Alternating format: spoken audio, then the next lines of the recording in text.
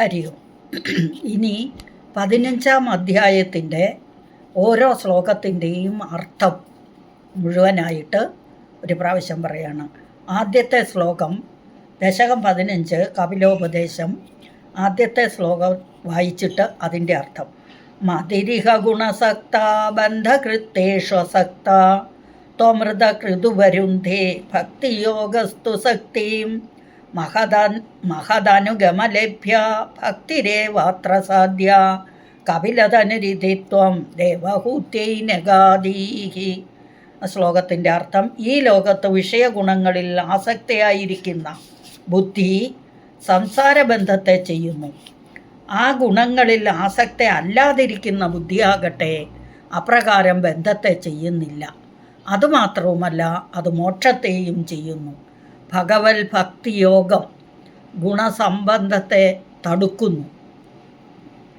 സത്തുക്കളുടെ സംസർഗം കൊണ്ടും അവരുടെ ശുശ്രൂഷ കൊണ്ടും ഭക്തിയുണ്ടാകുന്നു. അങ്ങനെയുള്ള ഭക്തി തന്നെയാണ് 3 ലോകത്തിലേക്കും വെച്ച് സാധിക്കപ്പെടേണ്ടത് എന്നിങ്ങനെ കപില വാസുദേവനായി മനുഷ്യാവതാരമെടുത്ത ഭഗവാൻ അങ്ങ് സ്വമാതാവായ ദേവഹൂതിക്കായി ഉപദേശിച്ചു.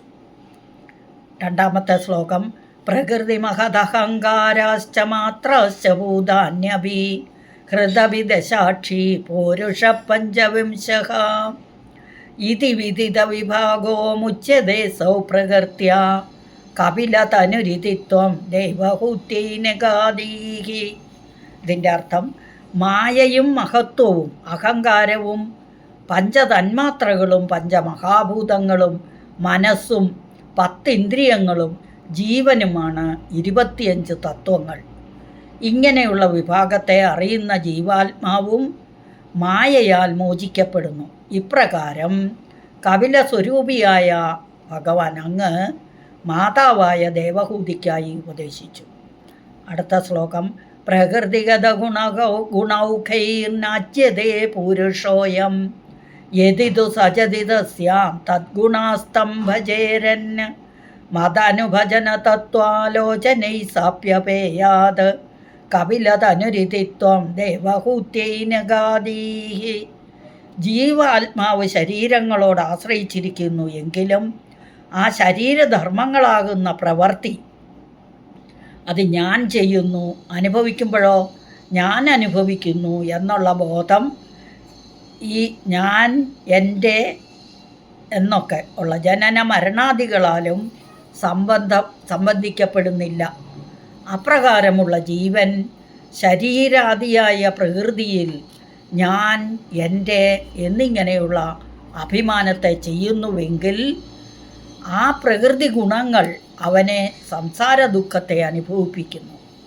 അതിന് നിവർത്തിക്കായി ഭഗവാനിൽ, എന്നിൽ എന്ന് പറഞ്ഞിരിക്കുന്നത് ഞാനെന്ന് പറയുന്നതൊക്കെ ഭഗവാനാണ്. ഇതിൽ എന്നിൽ അടിയുറച്ച ഭക്തിയും ബ്രഹ്മജ്ഞാനവും നേടിയാൽ ജീവാത്മാവ് പ്രകൃതി ബന്ധത്തിൽ നിന്ന് മുക്തനായി ഭവിക്കും. ഇപ്രകാരം അങ്ങ് ദേവഹൂതിക്കായി ഉപദേശിച്ചു. അടുത്ത 4-ാമത്തെ ശ്ലോകം: വിമലമതിരുപാത്തൈരാസനാദ്യൈർമദംഗം ഗരുഡസമധിരൂഢം ദിവ്യഭൂഷായുധാംഗം രുചിതുലിതതമാലം ശീലയേതാനുവേലം കപിലതനുരിതിത്വം ദേവഹൂത്യൈ നഗാദീഹി. ഈ ശ്ലോകത്തിൻ്റെ അർത്ഥം: പുരുഷൻ അഥവാ ജീവാത്മാവ് യമനിയമങ്ങളെ കൊണ്ട് വിശുദ്ധമായിരിക്കുന്ന ബുദ്ധിയോടുകൂടിയവനായി ധ്യാനത്തിന് നിർദ്ദേശിക്കപ്പെട്ടിരിക്കുന്ന പത്മാസനാദി സുഖാസനങ്ങൾ ഏതെങ്കിലും ദൃഢമായി ശീലിച്ചിട്ട് ശ്രീ ഗരുഡൻ്റെ ഉപരിഭാഗത്തിരിക്കുന്നവനും ദിവ്യ ആഭരണങ്ങളും ദിവ്യ ആയുധങ്ങളും ധരിച്ചവനും തമാലവൃക്ഷത്തിനു തുല്യമായ നീലച്ചവി കൊണ്ട് ശോഭിക്കുന്നവനുമായ എൻ്റെ സ്വരൂപത്തെ സദാസമയവും ധ്യാനിക്കണം എന്നിങ്ങനെ സ്വമാതാവിനായി കപിലമൂർത്തിയായ ഭഗവാൻ ഉപദേശിച്ചു.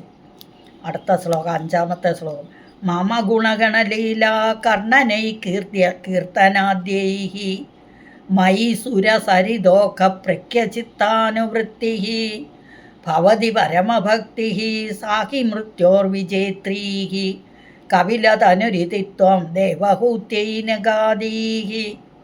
എൻ്റെ ഭക്തവാത്സല്യാദികളായിരിക്കുന്ന ഗുണഗണങ്ങളുടെയും ലീല വൃത്തികളുടെയും ശ്രവണങ്ങളെ കൊണ്ടും നാമസങ്കീർത്തനങ്ങളെ കൊണ്ടും എൻ്റെ ഭക്തന്മാർ പരമഭക്തി നേടുന്നു.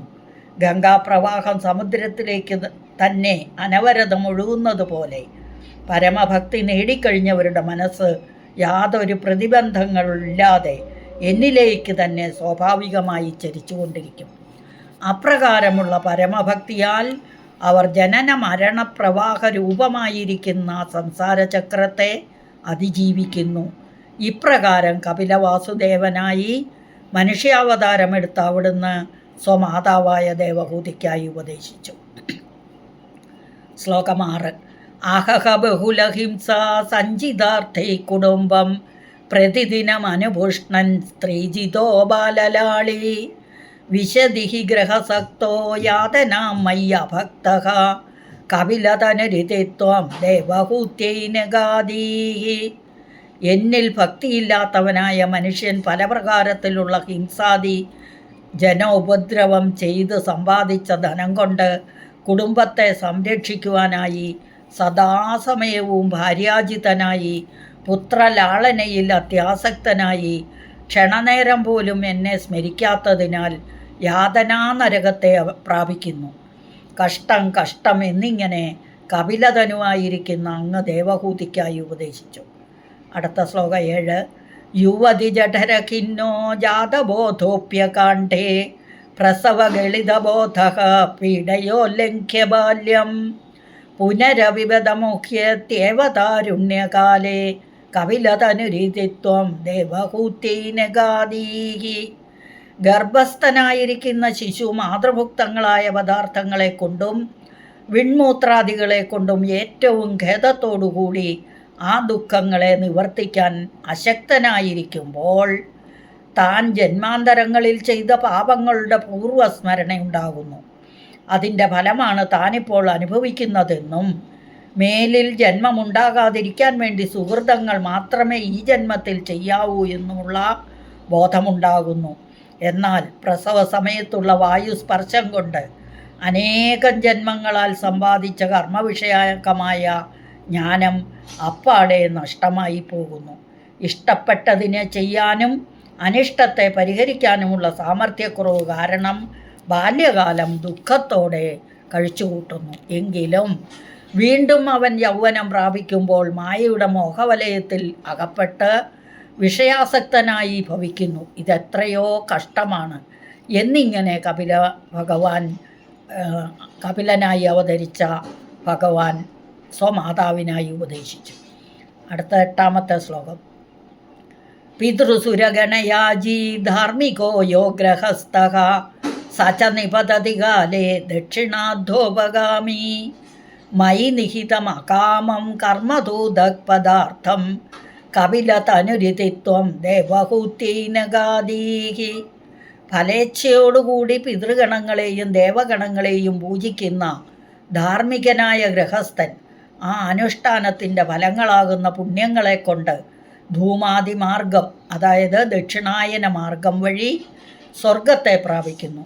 എന്നാൽ തൻ്റെ സുഹൃത അവസാന കാലം വരെ സ്വർഗം അനുഭവിച്ച ശേഷം ഭൂമിയിൽ പതിച്ചിട്ട് വീണ്ടും തൻ്റെ പുണ്യപാപങ്ങളുടെ ഏറ്റക്കുറവനുസരിച്ച് മനുഷ്യജന്മമെടുക്കുന്നു. പക്ഷേ ഫലാപേക്ഷ കൂടാതെ എന്നിൽ അർപ്പിക്കപ്പെട്ട പുണ്യകർമ്മങ്ങളോടുകൂടിയവൻ്റെ ആത്മാവ് അർച്ചിരാതി മാർഗം, അതായത് ഉത്തരായന മാർഗം വഴി എന്നിൽ വന്ന് നിത്യമുക്തി അടയുന്നു, ഭഗവാനിൽ ചെന്ന് ചേരുന്നു എന്നർത്ഥം. എന്നിപ്രകാരം കപിലസ്വരൂപിയായ ഭഗവാൻ ദേവഹൂതിക്കായി ഉപദേശിച്ചു. ഇനി അതൊന്നും കൂടി കൂടുതൽ വിശദമാക്കുന്നു.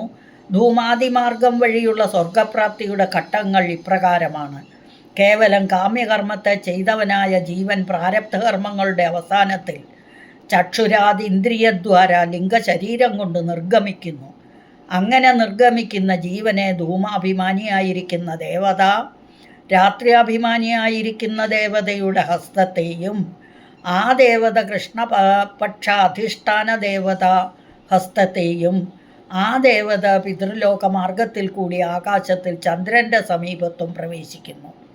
അവിടെ ഇരുന്ന് സുഹൃതാവസാനം വരെ സ്വർഗവും അനുഭവിച്ച് ഭൂമിയിലേക്കുള്ള പതനത്തിൻ്റെ ആദ്യഘട്ടത്തിൽ ആകാശമാർഗത്തിലും അവിടെ നിന്ന് വായുമാർഗത്തിലും അവിടെ നിന്നും ധൂമമാർഗത്തിലും അവിടെ നിന്നും മേഘമാർഗത്തിലും ക്രമേണ ഔഷധികളിലും പതിക്കുന്നു.